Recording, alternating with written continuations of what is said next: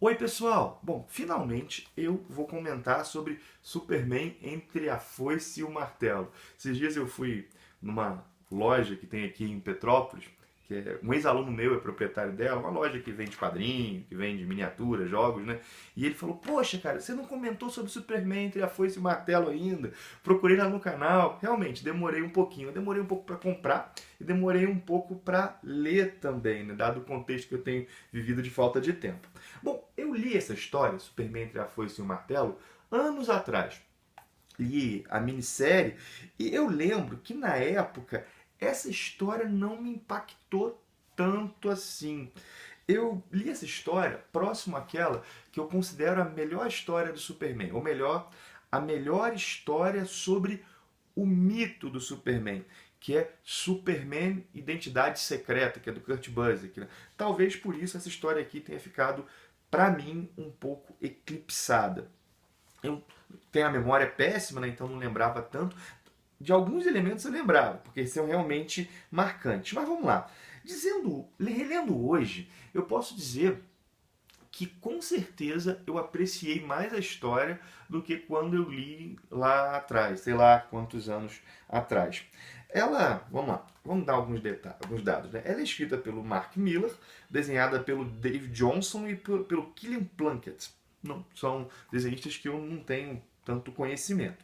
Mas vamos lá, do que trata a história? A história é um Elseworld, uma história de realidade alternativa, que aqui no Brasil, na época da editora Abril, ficou conhecida como Túnel do Tempo, que colocava os heróis em situações diferentes das que nós conhecemos. Tivemos o Batman pirata, o Batman no contexto da Guerra de Secessão dos Estados Unidos.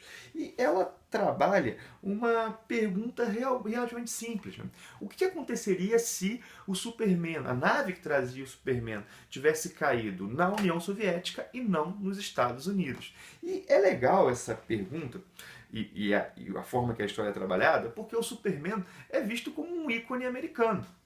Ele foi vendido durante muito tempo e às vezes é feita referência a isso como aquele que defende a verdade, a justiça e o modo de vida americano. Bom, e se esse ícone americano tivesse surgido no contexto da Guerra Fria, justamente no, no inimigo, na União Soviética, né? Num sistema político e econômico que preconizava valores diferentes daquele dos Estados Unidos. Né? E é interessante pensar que o Mark Millar ele não pensa o que aconteceria se alguém super poderoso tivesse sido criado na União Soviética. Não é isso. É o Superman tal qual nós conhecemos, com os valores altruístas, com o desejo de fazer o bem. Não é meramente alguém super poderoso. Vamos colocar assim, bota aspas, né? O Clark Kent, não é, o nome do personagem aqui não é Clark Kent, mas é alguém que tem os valores, esses valores humanitários do Superman, e é poderoso como ele. Não é simplesmente alguém que tem os poderes dele e pensa completamente diferente. Não, não é isso. Tanto que, para garantir isso, o Mark Millar fez uma trajetória desse Superman comunista, vamos colocar assim, muito parecida com a trajetória do Superman que nós conhecemos. A nave dele cai na Ucrânia e ele também é criado por camponeses, como o Clark Kent foi criado pelos Kent. E isso é legal porque mostra que o Superman, antes de ter contato com o Estado, seja o Estado norte-americano, seja o Estado soviético, antes de ter contato com as propostas políticas, ele teve contato com o povo, e com o povo simples, e é isso que o formou. Pelo menos é isso que está nessa leitura do Mark Millar. Né? E, inicialmente, ele também só se revela quando é adulto, né? Tal como o Superman que nós conhecemos, ele não quer se envolver com política, ele só quer ajudar as pessoas. Mas é óbvio que ele é usado como uma arma na Guerra Fria, e os Estados Unidos ficam temerosos, se sentem perdendo a Guerra Fria e querem criar contrapartidas. Ele se torna presidente do Partido Comunista depois da morte do Stalin. E quando ele se torna presidente, é óbvio que ele vai dar rumos para o regime comunista. E é o regime socialista, vamos colocar assim, socialismo real, para a gente ser mais preciso, né? Porque em termos teóricos, assim, né, o comunismo nunca existiu. O comunismo é uma utopia. O que se há, se nós formos levar em conta lá a teoria do Marx, são regimes socialistas. Mas isso não faz tanta diferença na argumentação aqui. E por que ele se torna presidente do Partido Comunista da União Soviética? Ele não quer, o Stalin morre, faz pressão para ele se tornar presidente, só que ele vê uma amiga de infância dele na fila para pegar comida e aquilo incomoda. Ele manda darem comida para ela, mas ele tem todos os outros e ele fala, cara, eu posso fazer mais. Então decide se tornar presidente do Partido Comunista. E é legal, quando a gente olha para essa história aqui, que perguntas muito parecidas com o que nós podemos fazer em relação ao Superman americano, nós podemos fazer em relação ao Superman soviético. Uma pergunta que se faz, é comum se fazer com o Superman americano. Por que ele não resolve os problemas concretos do mundo? Por que ele não resolve, sei lá, a fome, a desigualdade? Por que ele não lida com os males do sistema? Essa pergunta pode ser feita também para esse Superman aqui. Inclusive o Mark Miller trabalha isso legal. O Superman aqui também não lida com os males do sistema. Por exemplo, ele não combate a repressão às liberdades. Ele não acaba com os campos de trabalho forçado do Stalin, né? É legal porque ele tem super audição. Então ele escuta super audição, supervisão, então ele escuta coisas acontecendo ao redor do mundo como um todo. Inclusive tem uma hora ele, fulano está a 300 quilômetros. Ou seja, ele via e sabia. Isso aqui me faz lembrar um pouco uma sequência daquela história Crise de Identidade, quando o Arqueiro Verde fala alguém com super audição escuta aquilo que quer, né? Então parece que ele tapa um pouco os olhos, né, para aquelas violações à dignidade humana. Isso é o que dá a entender pela história, né? E por que ele faz isso? Né? Por que na verdade o Superman não combate os males do sistema? Inicialmente na história aqui do Mark Miller, o que dá a entender é que ele tem medo de tomar a rédea de tudo nas suas mãos. Inclusive ele diz, num certo momento, perguntam para ele, por que você não invade os Estados Unidos? Por que você não acaba com isso? No final de contas, só sobram os Estados Unidos e o Chile como capitalistas e economias em colapso. Por que você não invade? Ele diz, não, até agora nós conseguimos conquistar todo mundo pelo diálogo.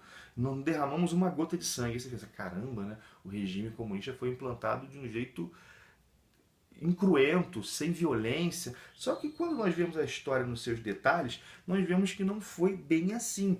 Por exemplo, o Superman usa o recurso à lobotomia, a uma cirurgia cerebral, para lidar com os dissidentes. Alguém dissidente do sistema passa por uma cirurgia para concordar com o sistema. Só que ao mesmo tempo, ele parece não combater o Batman, que é um opositor, de maneira a acabar com o Batman. Ele parece querer que aquela oposição exista. Ou seja, é alguém que é incoerente. Isso é muito legal. E talvez, se a gente for pensar no Superman que a gente conhece, ele também tem as suas incoerências. É legal pensar isso. E por falei no Batman, o Batman, ao meu ver, ele é até melhor construído do que o Superman nessa história.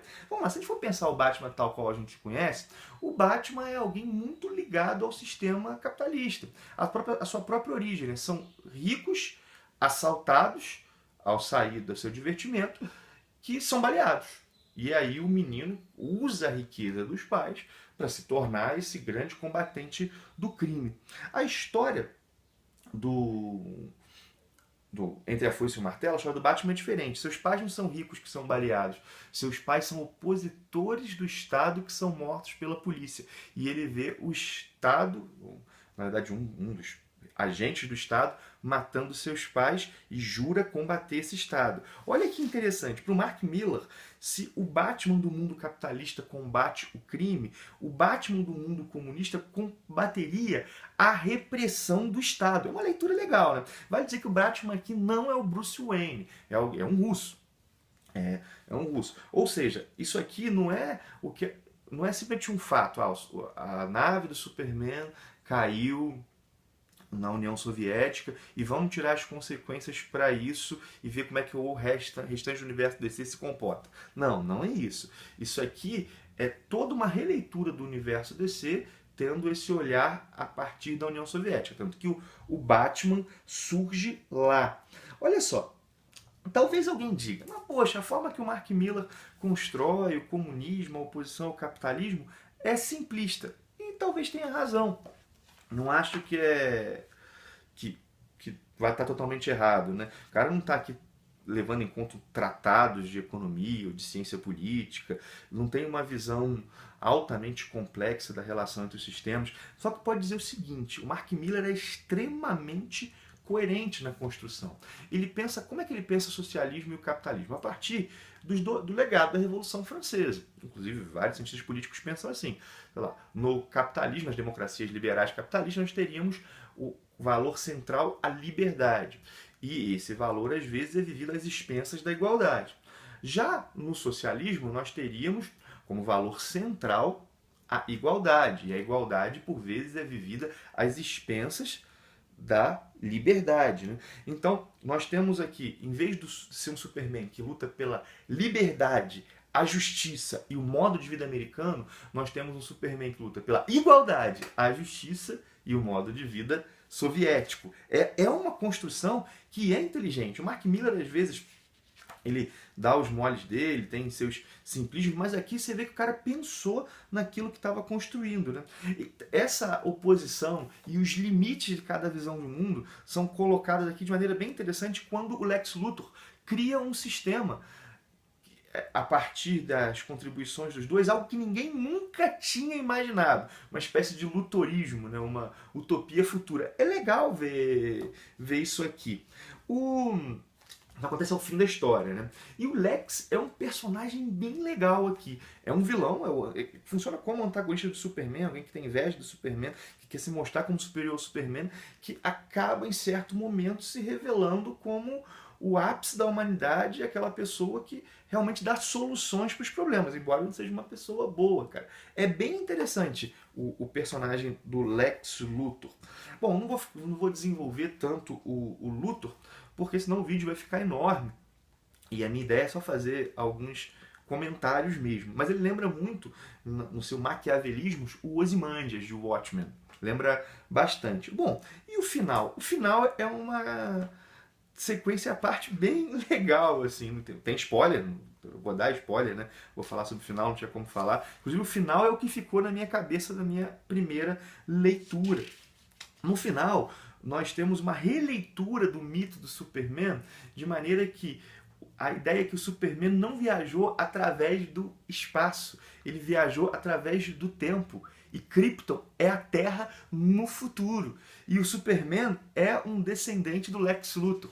Mas peraí, como é que é isso, né? Foi se passando o tempo. De Luthor foi para Lut. De Lut foi para L. Então, Kal-El. Cara, é bem interessante. Olha a cena final aqui, né? Então, assim, o começo é o fim. A ideia é de uma espécie de tempo cíclico. Deixa eu mostrar mais algumas imagens para vocês, né? Não mostrei quase imagem nenhuma. Os desenhos são desenhos simples, não são? Mas funcionam bem para a história. Deixa eu mostrar talvez aquilo que a galera curta ver, que seja o Batman batendo no Superman. É legal. Bom, então aqui meus comentários. É uma história que merece mais comentários. Tem muita coisa legal para se pensar aqui. O papel do Luthor, o papel da luz, o Superman bizarro, do Jimmy Olsen. Olha só a origem do Batman. Cara, de verdade é aquele gibi de super-herói que sai um pouco do lugar comum, mas ao mesmo tempo se mantém fiel ao gênero. Assim. Eu gosto muito do Superman, né? E inclusive algumas das minhas histórias favoritas são homenagens a esse mito. E valeu a pena a releitura de Entre a Foice e o Martelo. Né? Meu amigo lá da loja lá vai ficar feliz, espero que ele veja o vídeo lá, o vídeo. Bom, paro por aqui, deixo aquele abraço, peço que se você gostou do vídeo, deixa aí teu joinha, ao mesmo tempo, se não está inscrito no canal, se inscreve, tem sempre vídeo sobre quadrinho por aqui, algumas vezes por semana. Bom, vamos lá. Abração, até o próximo vídeo.